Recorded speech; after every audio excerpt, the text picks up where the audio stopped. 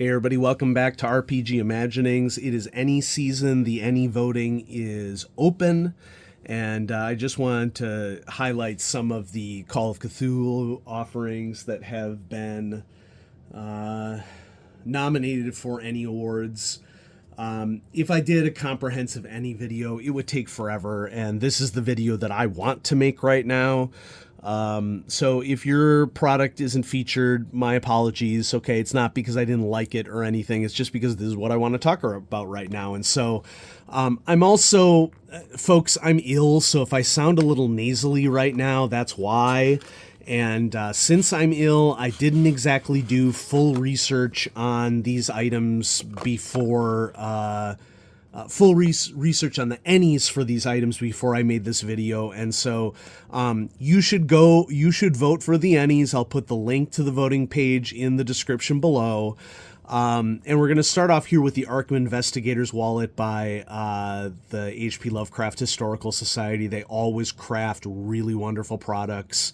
And this is one of them, and it is stylized according to historically accurate displays. So we have Gleason's Department Store, Arkham, Massachusetts. This Arkham Investigator's Wallet was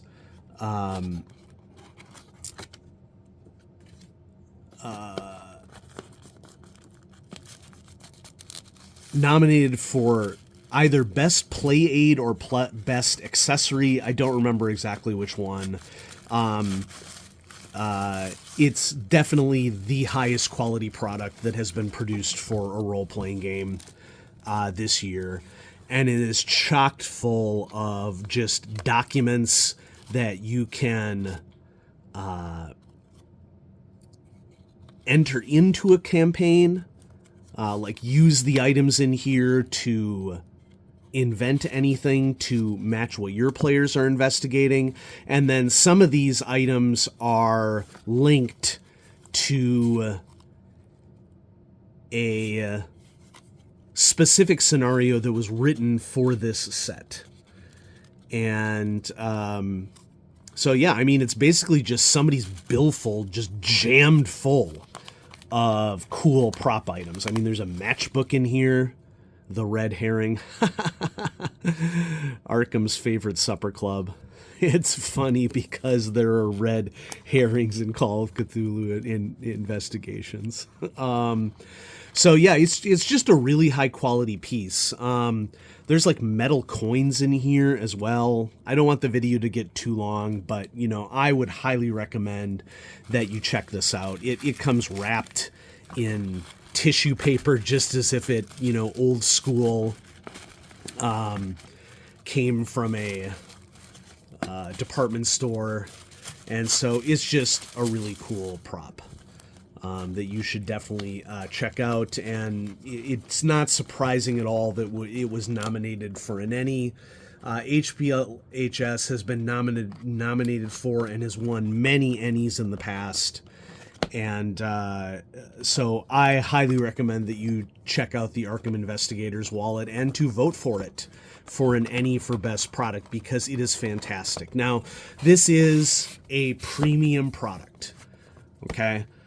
It's expensive. You can go to hpls.com and order it and get an idea of the price there. It's an expensive product, but, you know, it's a legacy item, is what I would say. So we have The Dog Walker, a scenario in 1920s Arkham by Sean Branney, who is the president of the HPLHS. And so that's an example of one item that has been nominated for an Ennie this year. And of course, being the fool that I am, I put this all back together without putting the card back in the box, because that's how I roll. And so the next one, I had been meaning to do a video on the channel for a couple weeks now, because this arrived at Casse Me a couple weeks ago. And this is Musketeers versus Cthulhu, a simple Nightfall RPG book. I will admit that I had a misunderstanding right out of the gate.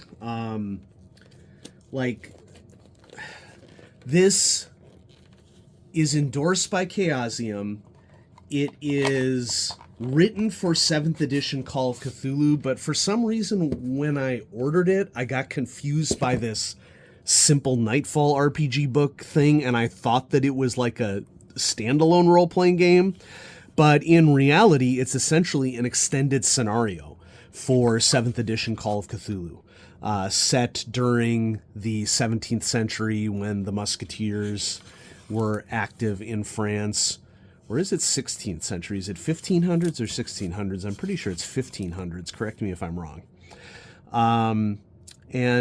So this is basically a Call of Cthulhu scenario in which the investigators play King's Musketeers in France, and they are not only doing the normal intrigue that befalls Musketeers, a la The Three Musketeers by Alexandre Dumas, but also there are mythos connections here. And so this is nominated for, I want to say Best Writing, Musketeers versus Cthulhu. And I do regret I haven't gotten a chance to read this cover to cover yet, but I'm glad I backed it. It looks really cool. It's basically a mini hardcover book that in of itself is an extended scenario. So yeah, super cool art on the cover. So look for Musketeers versus Cthulhu at the Ennies. Join the ranks of the Musketeers as they face off against eldritch plots and courtly intrigues. The time has come for daring deeds against impossible foes. What's in this book? Pick up and play pre-generated character sheets that enable you to play as one of the three Musketeers, Porthos, Aramis, or Athos. Rules to create your own Musketeers. 3 pages of all new combat maneuvers, 10 pages of allies, enemies, and monsters. I assume, and based upon what I remember from just a flip through of this, is that the combat maneuvers are sort of like swashbuckling, like hand and fist sort of antics that you would expect from the Musketeers. You know, like punches and kicks combined with saber techniques for fencing. Stats for muskets, flintlocks, and other 17th century weapons, 2 new mythos tomes, the Essugat tablets and the Third Key of Solomon, plus a 4-part campaign where you, the Musketeers, attempt to keep the shining trapezohedron from the clawed hands of Nyarlathotep. Love it. Okay.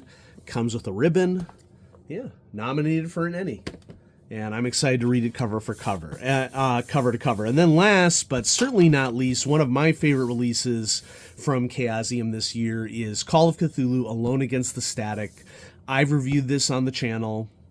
I did the beginnings of a playthrough on the channel. This is by B.W. Holland, Brian Holland, who is the director of marketing, I want to say, for Call of Cthulhu. Let's see if it mentions him. Yeah, marketing director for Call of Cthulhu, and he is also the author. And this is a very unique scenario as solo scenarios go, in that it is a much more intimate, psychological solo adventures compared to many of the other Alone Against books that have happened in the past. I'm not going to leaf through it because, spoilers. Here's some art from Sumro, postcard that I purchased for him. This is art that is in the forthcoming Gaslight book, which I think is to be released before the end of the year. Anybody correct me if I'm wrong on that. So check out Sumro's art. He's one of the great new artist who has had a lot of pieces published in Chaosium books. You can see I printed out the Charlie and Alex character sheets that came with the PDF version of this, and the log sheet. And I have a notebook somewhere in which I'm keeping track of this, because I am still in the process of a playthrough of Alone Against the Static. But Alone Against the Static was nominated for 2 Ennies, for Best Scenario Long Form and Best Writing. and it's a great release. Brian did a spectacular job on this book, and so I highly recommend that you check out any of these Call of Cthulhu adjacent ENnie nominated products. I have them all, and I love them all. I'm especially looking forward to really dive deeper into Musketeers versus Cthulhu, because it opens up another timeline for Call of Cthulhu, which is awesome. And yeah, so vote for the Ennies. The link for voting is in the description below, and I will also post links for all of these products in the description box below. Sorry for the coughing, folks. And check out my own scenarios for Call of Cthulhu on DriveThruRPG. There are links to my scenarios in the description box below. And, I have a couple of silver best-selling features on DriveThruRPG. And, so check it out. Thanks, everybody, for watching. And vote for the Ennies. Have a great day. Bye-bye.